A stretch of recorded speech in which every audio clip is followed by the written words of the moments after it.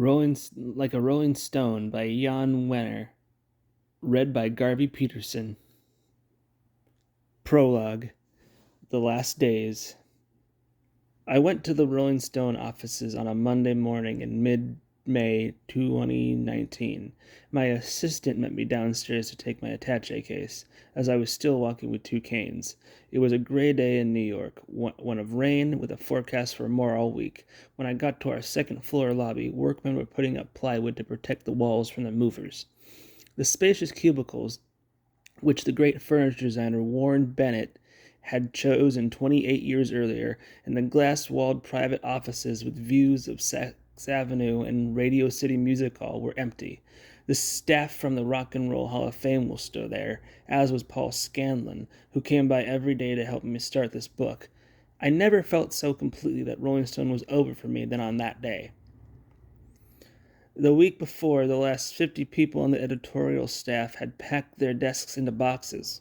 Thursday of that week was their final day at 1290 6th Avenue before moving to a small content farm tables at a new office with a new owner. We took group photos, and I gave the off-the-cuff farewell speech. It was a sweet moment. Gus, my 28-year-old son, heir apparent, my formally announced successor, came into my office late again for our weekly meeting. It would be our last one at the offices where I had worked for decades. The subject was paper stock for the cover. I advocated going to glossy, but Gus refused. A barely polite argument followed about who knew best what he was doing. We were each learning that it was not necessary to win every fight, but sometimes to just let it go. When I wrapped up my daily writing and packed up to go home, one or two people were still at their desks. The rest were gone. The departure of the staff was what finally affected me. The reason I hadn't previously stole Rolling Stone was that once someone else owned it, they could do what they wanted, including firing me. I also knew that the owner told me what to do, and I strongly disagreed. I would have to quit, and I would never again find a job as great. Now all that was coming to pass. This was the end of the road. When I returned the next week after the move, I walked onto a floor of empty offices, the desks and chairs randomly out of place, walls stripped of art, paper and trash scattered on the carpet, the detritus of a once revered and mighty magazine. It conjured up death. When you see the end coming to someone you know, whether from illness or injury or just age, you handle it however it falls to you, and you do whatever you need to make sense of it. Even as you watch the person fade and fail, they are still with you, and death is not fully real. Even when the breath is gone, the body is there, and you are not alone. Not until the flesh itself has been buried or burned, has gone to dirt or ash, do you grasp the finality of it. That person is gone, and you are alone, on your own. So I felt. One message that came that day was from Jacques Holzman, who had just been cut off of the lust of people who recently received a free lifetime subscription to the magazine. In the early years, Jacques had loaned me money to keep Rolling Stone alive. There must be some karmatic juju at work here, I thought, and I didn't intend to be on the slap-back end of that. Jacques had once told me the biggest mistake he ever made was to sell Elektra Records, the idiosyncratic company that he had started. He had accepted millions, but became one of many subalterns in a much larger company. I had always kept that in mind as big-name buyers flirted with me. Thanks, but no thanks. I was my own boss. I was having fun and making a difference in the world. I would have regretted losing that for the rest of my life. I almost bit once. It was a big one, right at the peak. But fuck it. I got on the phone and had Jock's subscription restored. The movers were ready to bubble wrap my things. We packed up a bust of Bill Clinton with the Pinocchio nose that Bob Grossman had sculpted for us to use as a cover during Bill's impeachment. I was too partisan to use the funny, truthful, but negative image. It would have been one of our great covers. I kept it to remind me not to forget the higher duty of the magazine. I took down Annie Leibowitz's portrait of a young Pete Townsend, his hands bloody from playing the guitar. Leaning next to the picture of Pete were skis decorated with Rolling Stones iconography and graffiti. The band had made a few dozen pairs to mark its 50th anniversary. Mick sent them. They were serious skis, and I had put 100 days on them. I packed up the small wood and metal sculpture of a skier that Patty Ski Alpha sent me for my birthday. I had a poster of the Fillmore Auditorium show on one of my best acid fields nights before the Rolling Stone. I took down the 4x4 photograph of me that Hunter Thompson had shot a hole through with his .44 Magnum, spray-painted, framed, that he had presented to me on the 25th anniversary of Rolling Stone. By the end of the week, workers had finished dismantling the last vestiges of Rolling Stone, ripped out the editorial department offices, turned off the telephones and data lines, and shut down the air conditioning. The desks, chairs, computer screens, and telephones were thrown into dumpsters. The last wall would be breached, and within a few days, workers would be tearing apart the private offices where for nearly 30 years I had lived and ruled, achieved fame and fortune.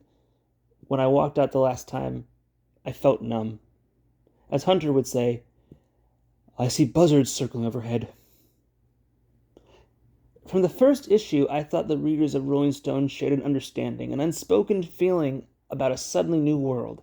We were in this together, the tribe, the gathering of the tribes, strangers in a strange land, and what seemed to be the universal connection, the common tongue, was rock and roll, the music, the song, the dance. It was glue holding a generation together. I felt as spiritually connected to the Beatles and the Rolling Stones 5,000 miles away as I did to my friends going to concerts across the Golden Gate Bridge. I hadn't formed a theory of the historical moment. That came later. I just knew that the Beatles and Bob Dylan spoke to me about the most profound concerns in my life in a form of communication and language that went through my entire body.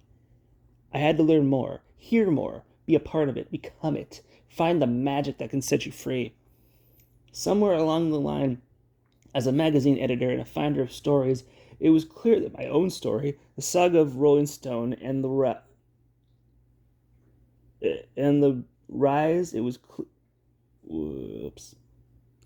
and the breadth and depth of its horizon could be a great read and a historically authentic way of telling the story of my generation, our times, and my own mission. The battle about the legacy of the 60s continues, known today as culture wars. For my first days at college, it seemed we were on trial for generational crimes, and that trial has never ceased. In part, it was a youthful rebellion, but this time the rebel army was the biggest population cohort in American history. Vast suburbs and a system of the finest free education, kindergartens to universities, were built. The great prosperity and peace, the benefits of having won a world war in which 100 million people died, gave us the opportunity to study our history, in particular its racism, consider its meaning and its future for us, a process that was intensified and accelerated by the rise of technology. The mainstream media missed this story, treated our early demands as folly, not qualified for serious consideration, not only by just the fact of youth, but also due to its own national sclerosis, even a national cirrhosis. The truly subversive language we spoke was rock and roll. It wasn't a secret tongue. Anyone of any age could hear it and give it an open listen. It wasn't just words, but also music that resonated with the physical world of adolescence, the truth of that world, not the denial and repression of the glorious spirit of nature. The battle of the generation was for the soul of America. Rock and roll was soft power.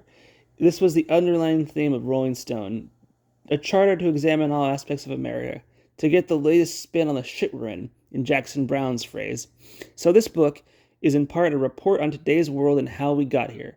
It was one of the most admirable periods in our nation's history. Young people saw that their leaders could be dreadfully wrong in their judgments, and that they could no longer assume that those in high places knew what they were doing. What emerged was a commitment to international peace, to human rights and racial and environmental justice, to shared responsibility and action, the potential for enlightened domestic and foreign policy. We were in a moral crisis in America.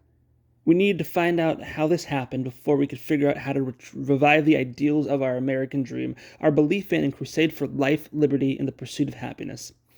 This book is about rock and roll era in the age of reckoning. This book is also about my own 9 lives and about my failure to observe the posted speed limits. Our readers often refer to Rolling Stone as a letter from home. This is my last letter to you. End of prologue.